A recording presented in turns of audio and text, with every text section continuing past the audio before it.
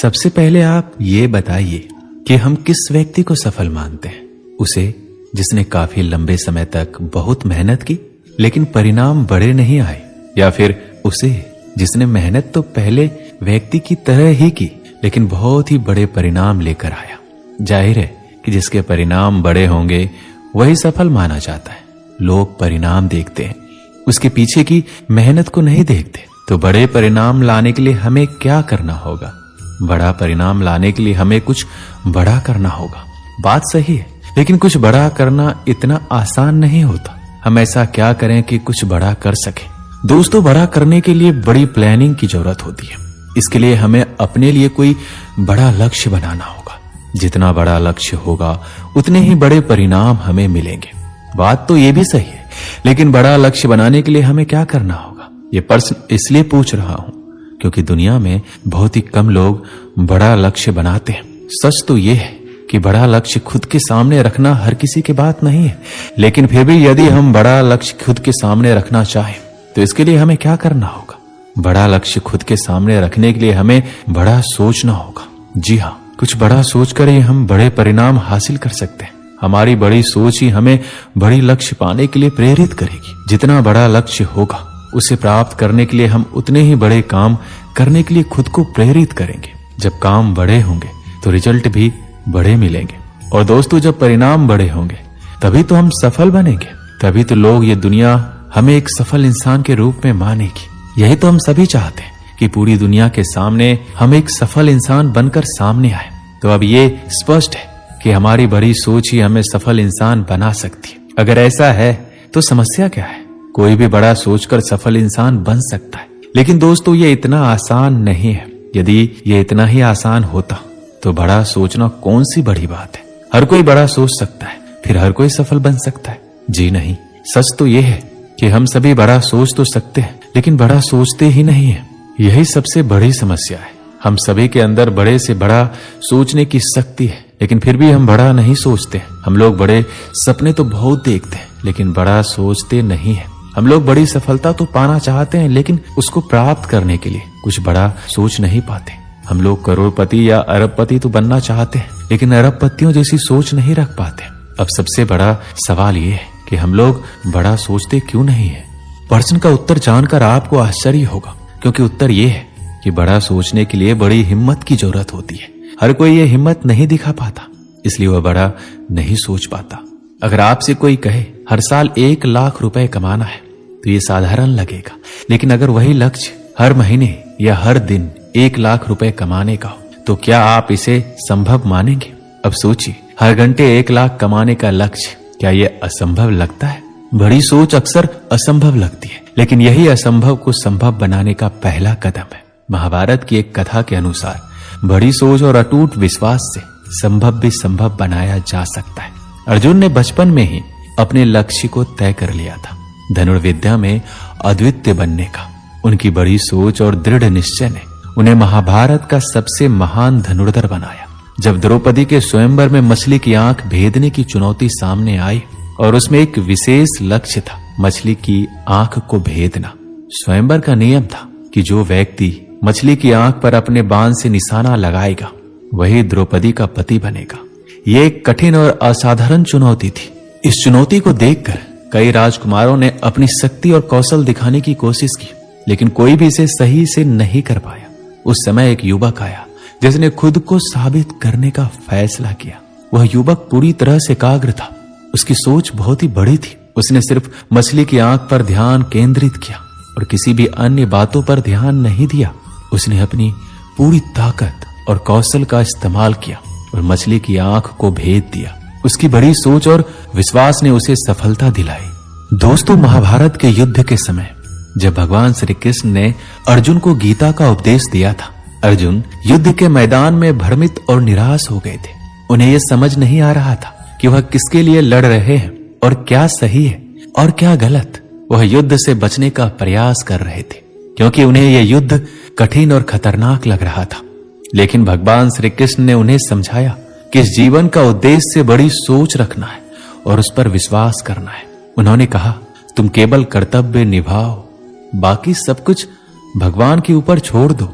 श्री कृष्ण ने अर्जुन को यह सिखाया कि अगर कोई अपने लक्ष्य के प्रति पूरी तरह से विश्वास रखता है और उसे प्राप्त करने का निश्चय करता है तो कोई भी बाधा उसे रोक नहीं सकती। अब इस कहानी को पहले वाली कहानी से जोड़कर देखें।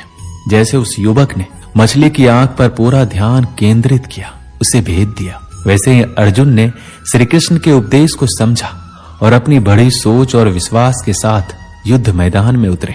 उसने पूरी तरह से अपने लक्ष्य पर ध्यान केंद्रित किया और असंभव को संभव बना दिया। ये दोनों कहानियां हमें एक ही संदेश देती है। अगर हमारी सोच बड़ी है और हम अपने लक्ष्य पर विश्वास रखते हैं तो हमें कोई भी बाधा नहीं रोक सकती, चाहे वह मछली की आंख को भेदने की चुनौती हो या महाभारत के युद्ध में विजय प्राप्त करना। जब हमारी सोच और विश्वास मजबूत होते हैं तो हम किसी भी मुश्किल को पार कर सकते हैं। इसलिए जब भी जीवन में कोई कठिनाई आए, हमें अपनी सोच को बड़ा और स्पष्ट रखना चाहिए और विश्वास के साथ अपने लक्ष्य की ओर बढ़ना चाहिए। आपके सपने कितने बड़े हैं ये मायने रखता है, लेकिन उससे ज्यादा आवश्यक है आपके सपनों पर आपका विश्वास है तो आप बड़े कदम उठाने के लिए तैयार हो जाएंगे। इसलिए अभी से बड़ा सोचना शुरू कीजिए, उस पर यकीन कीजिए और उसे हासिल करने के लिए पूरी योजना और मेहनत कीजिए। बड़ा सोचना आपका अधिकार है, इसे अपनाएं और दुनिया को बेहतर बनाने के लिए काम करें। दोस्तों, एक बात याद रखें कि सफलता के मैदान में पहुंचने के बाद यदि आप लगातार मेहनत करते रहे तो इतना निश्चित है कि आप खुद को संभाल भी लेंगे और सफलता के नए रास्ते भी खोज लेंगे। यह भी निश्चित है कि एक दिन ऐसा भी आएगा कि सफलता आपकी होगी और जब आप मैदान से बाहर नजर दौड़ाएंगे तो वहां बहुत से लोगों को मैदान में कूदने का इंतजार करते पाएंगे। इनमें से कुछ लोग वो भी होंगे जो आपके साथ सफलता के मैदान में कूदने आए थे लेकिन अब भी कूदने का इंतजार कर रहे हैं। सफलता का पहला मंत्र यह है कि सफलता के मैदान में जीत हासिल करने के लिए आपको सबसे पहले मैदान में कूदना होगा, अर्थात सफल होने के लिए शुरुआत सबसे जरूरी है। सफलता का दूसरा मंत्र यह है कि मैदान में जीत हासिल करने के लिए आपको वहां लगातार बिना रुके मेहनत करते रहना होगा, अर्थात सफल होने के लिए लगातार प्रयास भी सबसे जरूरी है। यदि आप सफलता के इन दोनों मंत्रों का उपयोग सफलता पाने के लिए करते हैं तो आपको जीतने से कोई नहीं रोक सकता। अधिकतर लोग इसलिए असफल नहीं होते क्योंकि उन्होंने सफल होने की अच्छी प्लानिंग नहीं की, बल्कि इसलिए असफल होते हैं क्योंकि उन्होंने अपने खुद के बनाए प्लान के हिसाब से चलने की शुरुआत ही कभी नहीं की। लोग सफलता के रास्ते पर चलने की शुरुआत ही नहीं करते। लोग शुरुआत क्यों नहीं कर पाते, इसके बहुत से कारण हो सकते हैं, लेकिन कारण जानने से भी ज्यादा जरूरी यह है कि सफलता के लिए शुरुआत कैसे करें। मुझे लगता है कि आप भी कारण से ज्यादा तरीके जानना ज्यादा पसंद करेंगे, अर्थात आप ये जानना अधिक पसंद करेंगे कि सफलता के मैदान में कैसे कूदा जाए। सभी जरूरी प्लानिंग करने के बाद अब शुरुआत करना जरूरी है, लेकिन इस बारे में अधिकतर लोग यही सोचते हैं कि शुरुआत कहां से और कब से की जाए। मैदान में कूदने का अर्थात शुरुआत करने का कोई मुहूर्त नहीं होता, लेकिन फिर भी किसी भी अच्छे कार्य को करने का सबसे अच्छा समय होता है अभी। योजना बनाने के बाद कुछ सोचना नहीं है, बस तुरंत शुरुआत कर देनी है। जब एक बार आप शुरुआत कर देते हैं तो आपकी बनाई प्लानिंग आपके आगे का रास्ता बता देती है कि कहां और कैसे जाना है। कल से करूंगा, 1 तारीख से करूंगा, आज अच्छा दिन नहीं है, ये सब बहाने बनाने के अलावा कुछ भी नहीं है। इसलिए इस तरह के बहानों और मन की कमजोरियों को अपने दिमाग से निकाल फेंकिए और शुरुआत कीजिए। यदि शुरुआत करनी है तो अभी कीजिए। सफलता की शुरुआत करने के लिए कोई शुभ मुहूर्त नहीं होता, बल्कि जिस पल आप शुरुआत कर देते हैं वही शुभ मुहूर्त बन जाता है। जब आप सफलता के मैदान में कूद जाते हैं तभी से रास्ते नजर आने शुरू होते हैं। तभी आप पहचान पाते हैं कि सही रास्ता कौन सा है और किस रास्ते पर जाने से बचना है। इसलिए अभी शुरुआत कीजिए। रास्ते में आपको बहुत सी ऐसी चीजें मिलेगी जो आपको लुभाएगी और आपको भटकने या रोकने की पूरी कोशिश करेगी। इस समय आपका दूसरा मंत्र काम आएगा।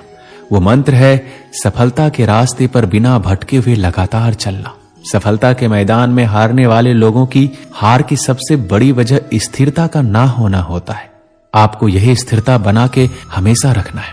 शुरुआत चाहे साधारण तरीके से हो, लेकिन जब आप लगातार प्रयास के बाद जब अपनी मंजिल प्राप्त कर लोगे तो धमाका जरूर होगा, जिसकी आवाज चारों ओर बिखर जाएगी और उन सभी को सुनाई देगी जो आपको जानते हैं या नहीं जानते हैं, साथ ही वो जो आपके सफल होने का इंतजार कर रहे थे या वो भी जो आपके असफल होने का इंतजार कर रहे थे। तो देर किस बात की है, अभी से शुरुआत कीजिए, लगातार चलिए, सफलता प्राप्त कीजिए और एक बड़ा धमाका कर दीजिए। ये कहानी है पांडवों के गुरु द्रोणाचार्य की, जिन्होंने अपने शिष्यों को जीवन में सफलता पाने के लिए निरंतर प्रयास और संकल्प की शक्ति सिखाई थी। जब द्रुपद ने द्रोणाचार्य को अपमानित किया था तो द्रोणाचार्य ने अपने शिष्यों को एक कठिन परीक्षा का सामना करने के लिए तैयार किया। उन्होंने अपने शिष्यों से कहा, जो भी इस कठिनता को पार करेगा वही सबसे बड़ा धनुर्धर होगा। उन्होंने एक पक्षी की आंख को भेदने का लक्ष्य रखा। कई शिष्य पहले प्रयास में असफल हो गए, लेकिन कुछ ऐसे थे जिन्होंने बार बार प्रयास किया, लगातार और बिना थके। यहाँ पर एक महत्वपूर्ण बात यह थी कि सफलता का रास्ता एक ही प्रयास से नहीं खुलता।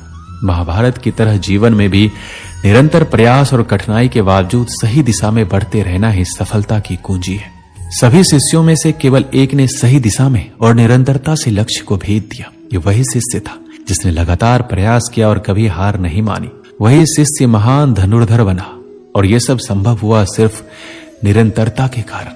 ये कहानी हमें यही सिखाती है कि सफलता के लिए सिर्फ एक शानदार शुरुआत नहीं, बल्कि लगातार प्रयास और कड़ी मेहनत जरूरी है। अर्जुन जैसे महायोद्धा भी गुरु की शिक्षा और निरंतर अभ्यास से ही महान बने। उनका हर दिन का अभ्यास, हर दिन का निरंतर प्रयास ही उन्हें महाभारत के युद्ध में विजयी बनाया। जिंदगी में भी सफलता पाने के लिए सिर्फ शुरुआत करना काफी नहीं है, आपको हर दिन छोटे छोटे कदम बढ़ाने होंगे, चाहे रास्ता कितना भी कठिन हो। निरंतर प्रयास और ईमानदारी से किए गए कार्यों से ही आप अपने लक्ष्य को प्राप्त कर सकते हैं।